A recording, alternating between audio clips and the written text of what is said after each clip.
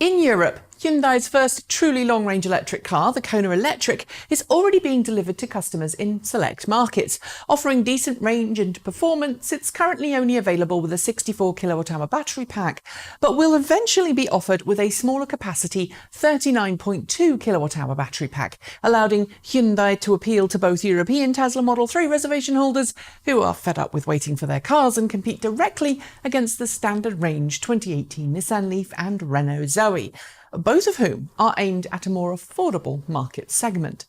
In the US, the Kona Electric hasn't officially gone on sale yet, but we've known for some time that its official EPA range of 258 miles per charge, 415 kilometers, and starting price of $36,450 before incentives and dealer fees would make the Kona Electric a really tough adversary to the Chevrolet Bolt EV. We just didn't know quite how much competition it would offer. Until now, that is. On Friday, Hyundai released the pricing and specs of the 3 trim levels it will offer for the Kona Electric in the US, showing just how much tech will come as standard for the electric crossover, and how much you'll have to pay for it. And for Chevrolet, well, it's not good news. Assuming Hyundai can meet demand, something it didn't manage to do all that well in its first electric car, the Ioniq EV, and to be frank, I'm not sure it will be able to fix, since it seems to only be looking at initial availability in so-called ZEV states before rolling out nationwide, Chevrolet should be rightly scared. And I'm saying this as someone who owns a Chevrolet Bolt LT with a few extra option boxes ticked and loves her car so much that she's considering buying the lease out sometime soon. Now though, I'm not so sure, and I think you'll agree as we continue on with this episode. Let's look at the entry-level specs first in the form of the Kona Electric SEL, a car that will retail at $120 less than the Bolt EV LT. Oh, and as a side, I should note here that you'll see different prices quoted by different sites. That's because some sites quote mandatory delivery and dealer fees included in the price and some don't. I've not included them here, but they're usually around $1,000 or less. The Kona SEL comes with the same 150 kilowatt, 201 horsepower motor as the rest of the Kona Electric lineup, as well as the same 64 kilowatt hour battery pack. In North America, a smaller capacity pack isn't going to be offered. Like the Bolt EV, it has user-adjustable regenerative braking and a 7 kilowatt onboard charger. It has cloth seats too, just like the Bolt EV, as well as LED taillights and LED daytime running lights. But where the Kona Electric streaks ahead of the Bolt is all of the features included as standard that you have to pay for in the Bolt EV. CCS quick charging, a $750 optional extra for the Bolt EV, is standard. Blind spot collision warning, forward collision assist, lane keep assist, and rear cross traffic collision avoidance assist, as well as smart cruise control, are all included on the Kona as standard. So too is heated front seats and dual heated side mirrors. To get all of that in the Bolt EV LT, you'd have to spec 3 individual packages totaling more than $1,500.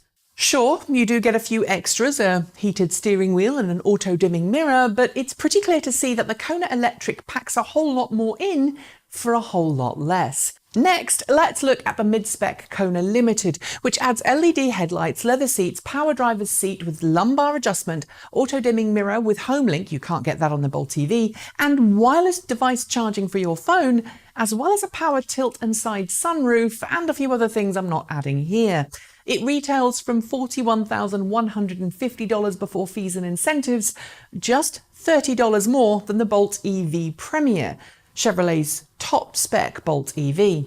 Again though, if you want some of the driver assistance features and wireless charging, you'll have to pay extra in the Bolt EV, and like the Bolt LT, the Bolt Premier doesn't come with rapid charging as standard. All Kona Electrics do. And a sunroof? Well, you're SOL with the Bolt EV. Are there things that the Bolt EV offers that the Kona Electric doesn't? Sure, there's that neat rear-view camera that pops up in the rear-view mirror, something I personally don't like because you have to refocus on the actual mirror rather than the projected image you get with a standard mirror.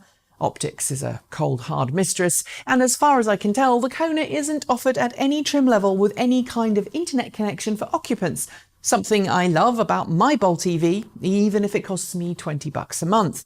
The touchscreen display on the Kona Electric is also smaller, 7 or 8 inches depending on the model, versus the 10.1 inches on the Bolt EV. But overall, the interior in the Kona Electric is far more upmarket than anything Chevrolet has to offer in the Bolt EV. You'll note I've not even looked at the high-end Kona Ultimate yet.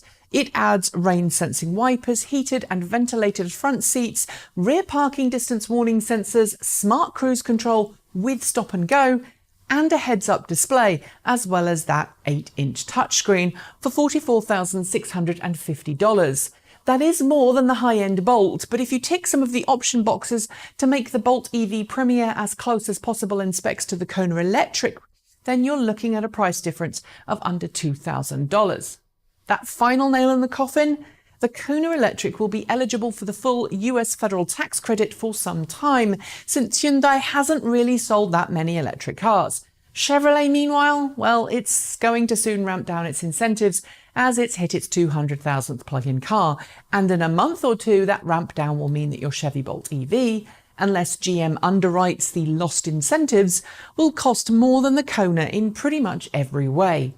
What does this mean for GM and the Chevy Bolt EV? Honestly, I think it means that GM is going to have to severely work hard to decrease the Chevy Bolt EV's price point or add some more features to make it comparable and competitive against the Kona Electric.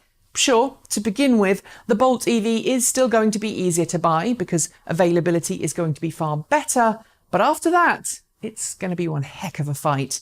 And that's it. Thanks for watching. Let us know if you liked or you didn't like it below. Scribble a comment, hit the notification bell, and if you want to support us, follow one of the links below or buy something from our shop.